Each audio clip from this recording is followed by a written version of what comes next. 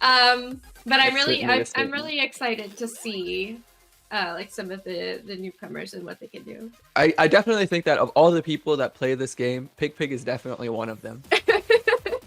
PickPig is a spin rhythm. With that said, yeah, FlyinPoulpus is another one of the relative newcomers to this event, and we will certainly be getting a glimpse into their playstyle and how they match up right now. And then later on, we're going to have Carvando versus Gamer97. What's the over-under on that one? I know that Carvando has a lot of really impressive base game scores. And I've seen them do a little bit of customs, and they are also pretty intimidating with that. Well, okay, with that said, I'm a bit behind because they started banning already. But the pool that we had was Shadow, Neon Angel, Knight of Knights, Eternal, and Butterfly. And the bans in order, for starting with Pick, were Eternal, Knight of Knights, Shadow, and Butterfly. So, oh, sorry, this is the 20th anniversary mix, I should clarify. But that means that we'll be playing Neon Angel to start, which may be some charter bias coming into here. Who knows? Yeah, Neon Angel is a pick chart. Mm-hmm. Definitely safe to go with on the first pick. Has Poulpus have any charts? Not that I know of. Don't think so. I mean, I can quickly do a quick fact check on that. I think he has maybe a few. Also, banger. Goosebumps theme, so amazing. FlyinPoulpus. FlyinPoulpus. Oh, go ahead. Oh no, I was just saying I don't believe they have any charts. It wasn't a username I was familiar with before the tournament, but I am excited to see new players always, especially in of course. So. It's always great to see. Like, there's been a lot of new interest, I feel, this time. I don't think so. Well, I don't want to go too far into it. Previously, we did have to ask people if they wanted to play, and I think this time it was mostly organic here. I didn't hear Wei complaining about it, so I can hear myself. Oh man, yes, I can hear you too. I can hear an Is echo. that on stream? It is magical. Who's let me talk for a bit. Wait, is that? Can you guys hear Ellie on stream? Okay, I might have had my actual speakers turned on. Oopsie daisy, that's my bad. Wait, but I couldn't hear any of us. Only. Oh, it's probably that the Discord audio is coming through your speakers, and then everything else is in your headphones. Yes. Oops, sorry. That's my fault. This is a professional, famous video game spin rhythm XC tournament with very professional commentating. Definitely no technical issues. Waiting for Absolutely confirmation. However, I'm going to tell you how I'm going to... Never anything wrong here. So what it's going to be It's is good. it's going to be, I'm going to start counting from 3, and then going to go on... Also, before the match begins, for everyone Oh, who's just give commentating us right now, like, information. how's So everyone it's gonna doing be today? How are you guys doing? 3, 2, 1, go. I think we we're missing some chart info, but don't worry, you can see in the corner of both game feeds that this is Neon Angel by Virtual Riot and Electridu, is that right? Electric-Q, there we go. Electric? Is it electric? Electric. In my opinion, Electric-Q. I think it's supposed to be pronounced like electrocute. Charted by PickPig, as we mentioned before, so it's likely that they will have an advantage here. Well, they might have an advantage, but for all we know, anything, as always, anything could happen. So. Yeah, I mean, with that said, we already see a PFC break, unfortunately, out of FlyinPoulpus, but they've been maintaining their FC, and I haven't seen another good since that FC break. So, since that PFC break. So, with that said, an unfortunate miss to start the you would say. Unfortunate. Oh no. My thoughts on what charter bias is basically it's equivalent to practice. right? Like you're familiar with the chart, so it's like I you've suppose. practiced it enough to be familiar with it. But people's Um, opinion of difficulty of patterns is also influenced, of course, by their playstyle, you know? And so Yes, so people are inevitably you going to design but towards in that their case, own you're not given weaknesses. any much more of an advantage than anyone else who plays on the same playstyle as you. That's true. Well, okay. What I'm saying is there's more to a player's weaknesses than just a playstyle. But, Yes, that's true. But Of course. It means that you've probably charted it to patterns that you enjoy playing, which means you're probably good at those patterns. Yeah. But someone else who's like who's better than you would still be able to be better than you on that chart True. if they practiced it as well. Like, so I don't think that it can make you better.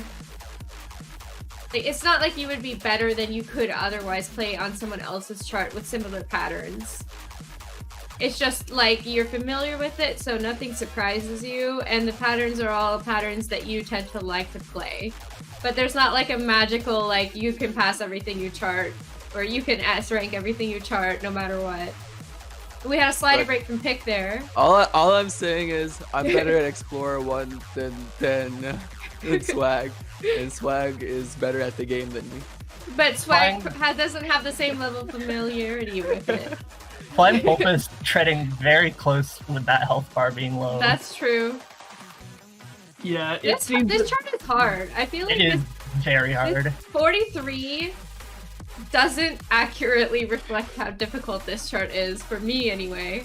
Oh, and that whole section right there can be a real pain. If you're not used to those match rifles, it's just you're gonna have a really hard time with that. Yeah, this is a great example of something where it's like this is a case. This is like an exception to the rule that you described, Dama, where it's like generally charter bias won't make it to the point where you can outperform your skill level.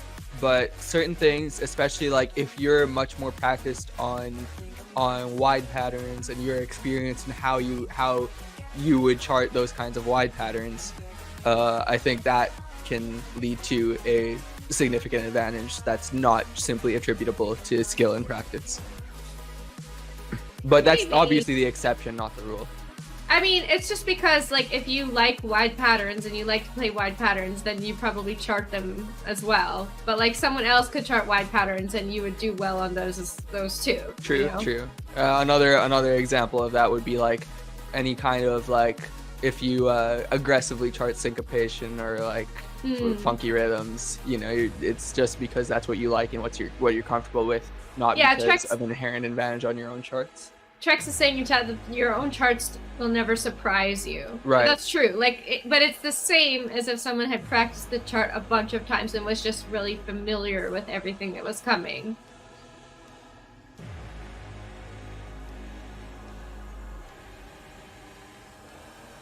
A Looking bit of a like- breather here for both players. Pick I don't probably believe gonna Pick- close out FC. Yeah. I didn't. Yeah. I don't believe Pick got anything other than that slider break, right? Yeah, it was a little slider break, I think. I didn't see many goods. But Poulpus still putting up a decent score here. And Breaking the PickPig? 100K mark. Even a PB for Pick. Very cool. Absolutely. Oh, it looks like. Oh, and there was one good as There's well. one of the good. I definitely missed Oh. that. Yeah, I missed it as well.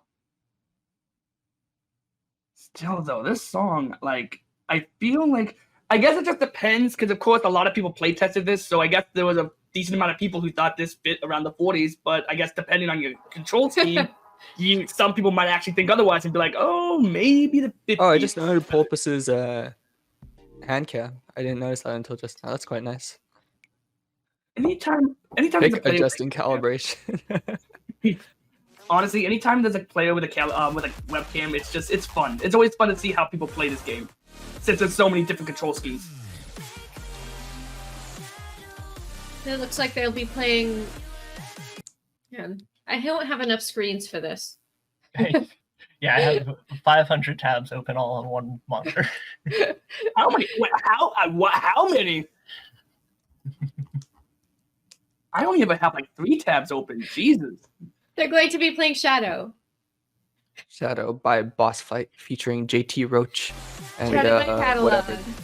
And Shadow the and Hedgehog? Ronan. I'm so sorry. Trex, if I was playing, I would pick my own charts, but I wouldn't have an advantage on them.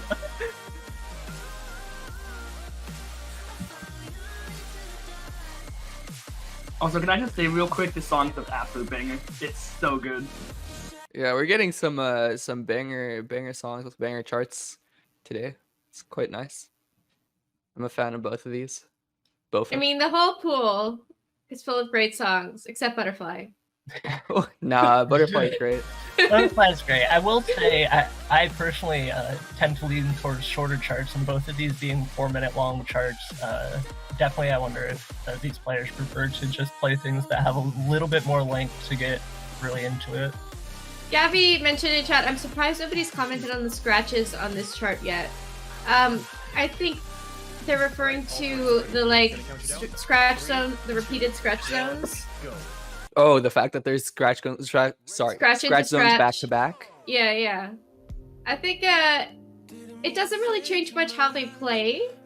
It could just kind of be unnerving visually when you see like another note is happening, but you're like, what? I think the first time I saw that was in a 23 chart. I think Flamingo is the name of the chart.